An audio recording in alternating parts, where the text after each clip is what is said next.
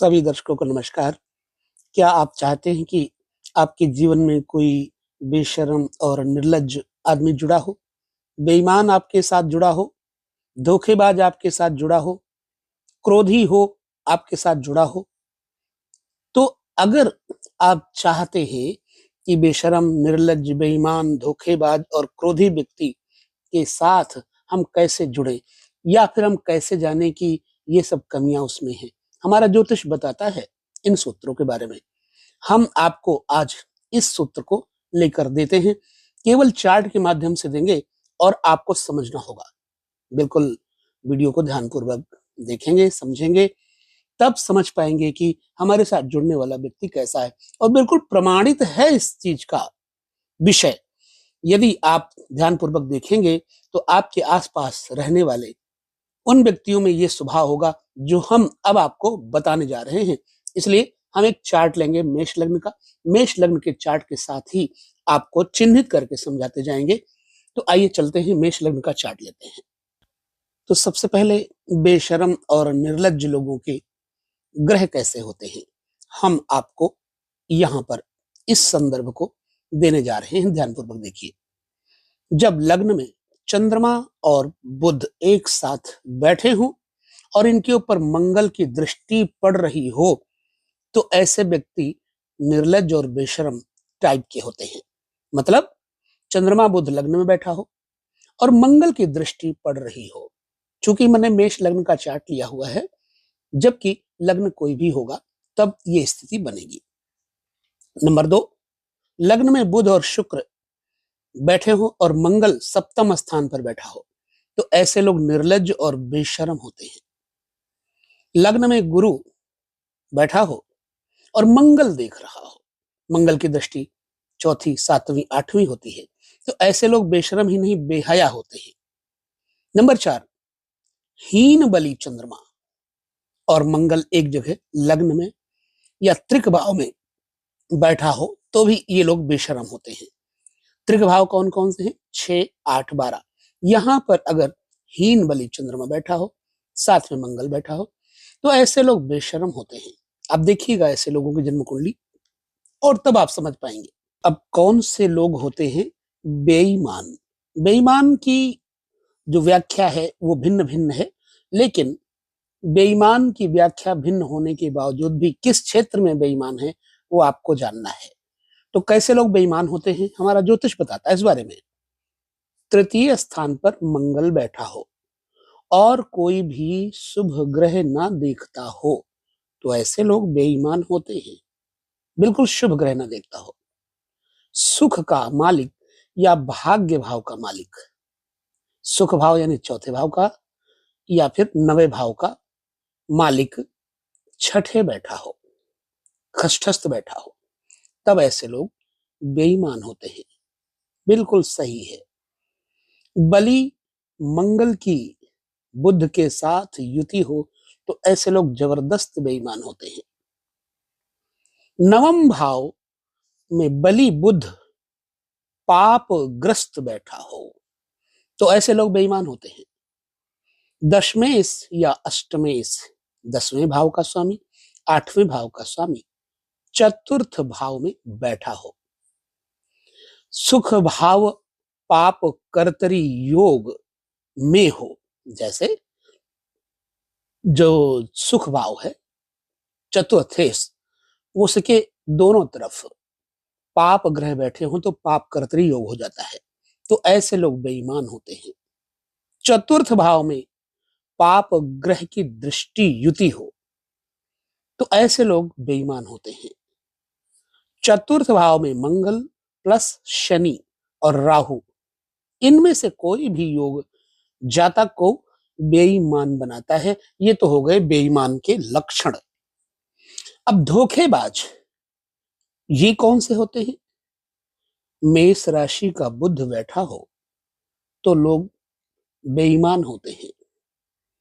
मंगल, शनि और राहु की केंद्र त्रिकोण में युति हो, मंगल, शनि, राहु ये तीनों केंद्र 1, 4, 7, 10 या 1, 5, 9 त्रिकोण में युति हो इनकी, फिर ऐसे लोग धोखेबाज होते हैं, इनका विश्वास नहीं करने वाला होता है।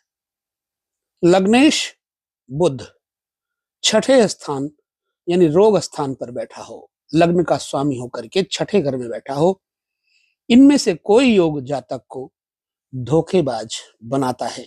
ये धोखेबाजों के लक्षण हमने ज्योतिष शास्त्र के निचोड़ से निकाले हैं, ग्रंथों का पठन पाठन करके ध्यान में रखिएगा इनको।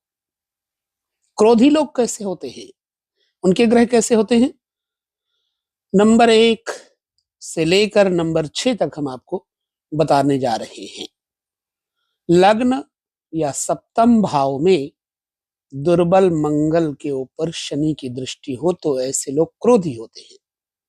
नंबर 2, मंगल लग्न या सप्तम भाव में हो तो ऐसे लोग क्रोधी होते हैं। लग्नेश अष्टम या 12वें भाव में हो तो ऐसे लोग क्रोधी होते हैं। चंद्र लग्नेश यानी चंद्र लग्न का स्वामी हीन बली होकर के पंचम या नवम भाव में बैठा हो तो ऐसे लोग क्रोधी होते हैं।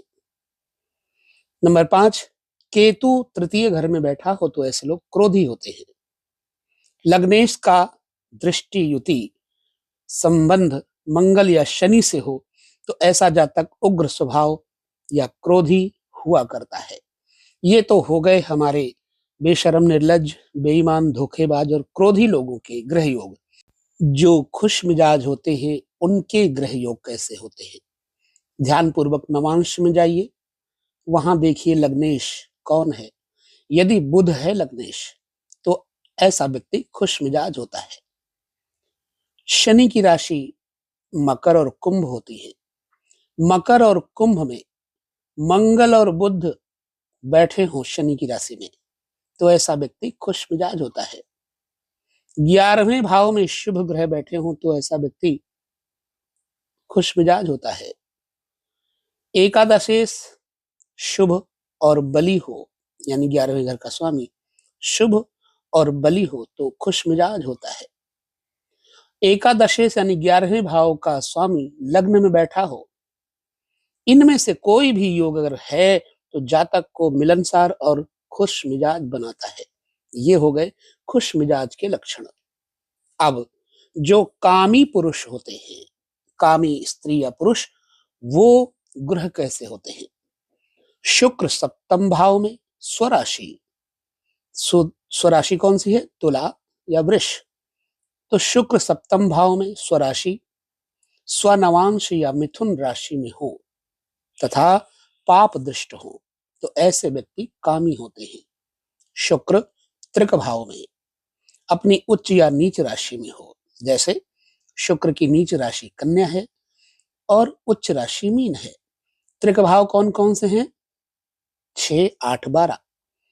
शुक्र त्रिक भाव में अपनी उच्च या नीच राशि में हो तो ऐसा व्यक्ति कामी होता है। तृतीयेश पंचम दसम या लग्न में हो, यानी तृतीयेश पंचम में हो, दसम में हो या लग्न में हो तो ऐसा व्यक्ति कामी होता है। बिल्कुल स्पष्ट और सही सटीक वर्णन है ये। यदि गुरु छठे घर का स्वामी हो तथा मंगल और शुक्र की कहीं भी युति हो, गुरु षष्ठेश हो और मंगल शुक्र कहीं भी एक साथ बैठे हों तो ऐसा व्यक्ति कामी होता है। पंचमेश एवं सप्तमेश का परस्पर दृष्टि विनिमय हो, एक दूसरे को देखते हों या एक दूसरे की राशि से परिवर्तित हो रहे हों तो ऐसा व्यक्ति कामी होता है। इनमें से कोई भी योग जातक को कामी बनाता है।